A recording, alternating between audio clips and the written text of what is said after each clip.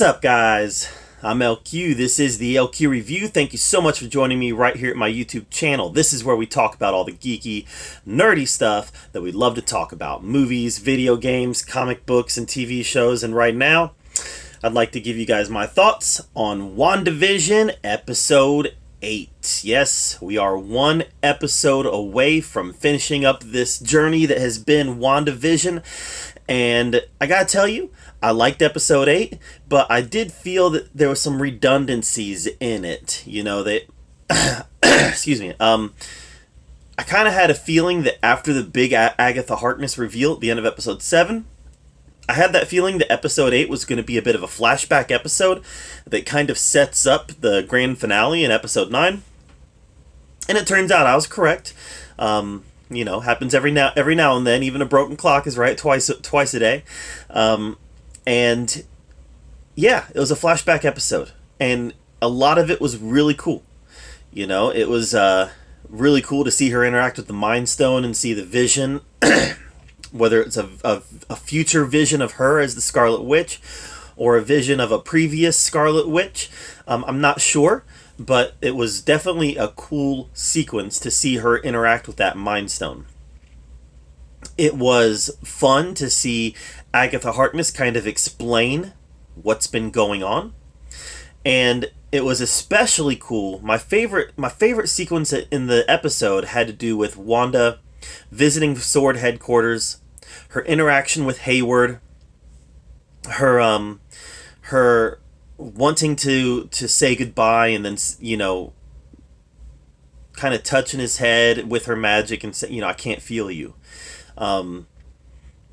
Definitely harkens back to those moments in like Infinity War where she talked about, you know, all I feel is you.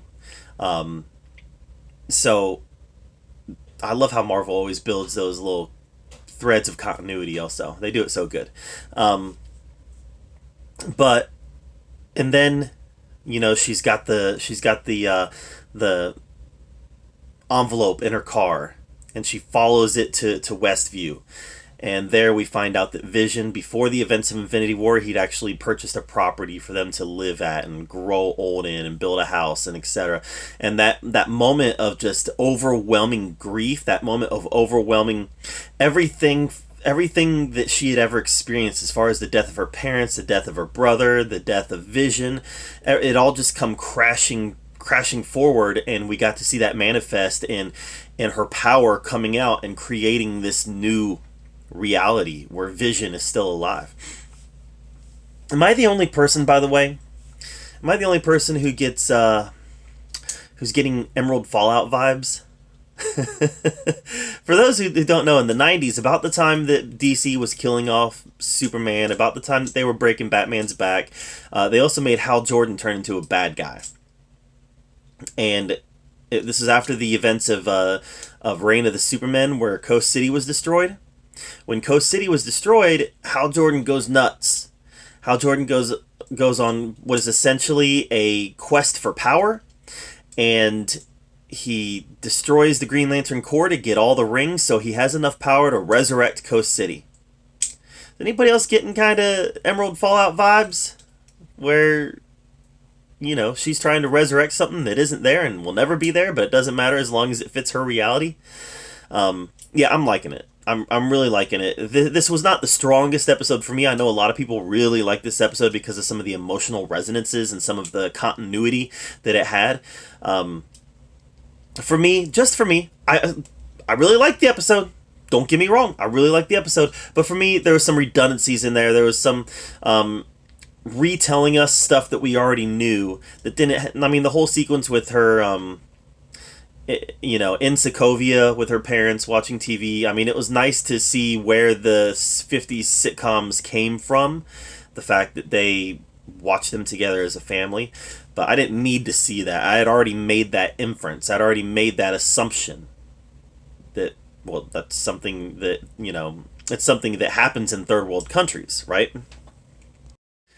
It's something that I've always kind of heard about a lot of these third world, especially like war-torn countries, is that they, in reality, something that they actually do is watch old American sitcoms. So honestly, like I said, I'd kind of already made that inference, and it was that whole sequence was a little bit redundant because we already kind of knew what was going to happen. And yeah, they kind of retconned a little bit by having Agatha Harkness say that, she was a witch the whole time, and that may or may not be true. I think it probably is, though. I think she was probably a witch the whole time. But yeah, I liked it a lot. Like I said, just some redundant stuff in there, stuff that we didn't necessarily have to see or necessarily have to spend a whole lot of time in, but a lot of you will probably really like that stuff anyways. I would have just, I don't know, I would just rather seen it move the story forward a little bit. I'd rather had more time in present day because I love what's going on in present day. And so that's just that's just me. But I still really liked it, and there's still a lot of really great stuff in it. What are we going to get in this finale? Oh my goodness. Well, first of all, I think we're going to find out that Agatha Harkness is not your typical antagonist. I think we're going to learn that Agatha Harkness is not out to hurt Wanda.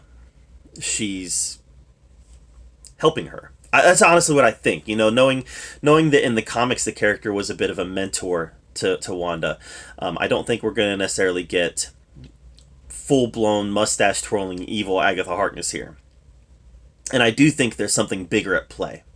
Whether that be Mephisto, whether that be Nightmare, whether that be something else entirely, I do think there's something else at play here. We are going to get, obviously, which is great, we're going to get White Vision in there. And, I do believe he's going to be fighting Vision, Foul Vision. He's not really Vision. We learned that he's not really Vision. So White Vision will be fighting Fake Vision. Will there be some sort of merging that happens where White Vision becomes Vision again, even though he's not really Vision, he kind of is Vision?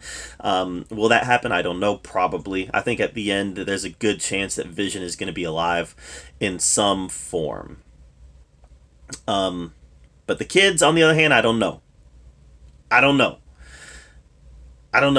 Some people were telling me that I've read some people theorize that the kids are going to live. And I've read other people theorize that the kids are just figments of her imagination and they're going to go.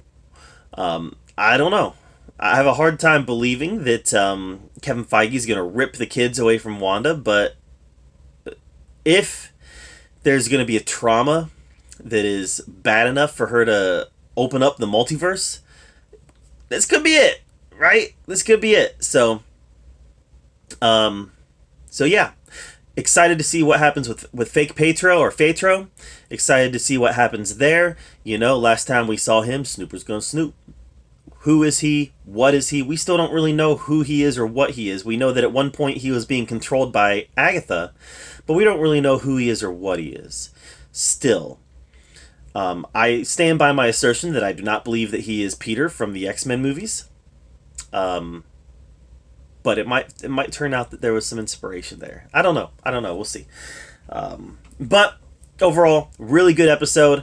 Not quite my favorite episode, but still a really strong episode. And next episode, the finale, I'm going to be super excited about moving things forward again and having some resolution to this season, which I do believe is going to be a standalone. I don't think there's going to be a season 2.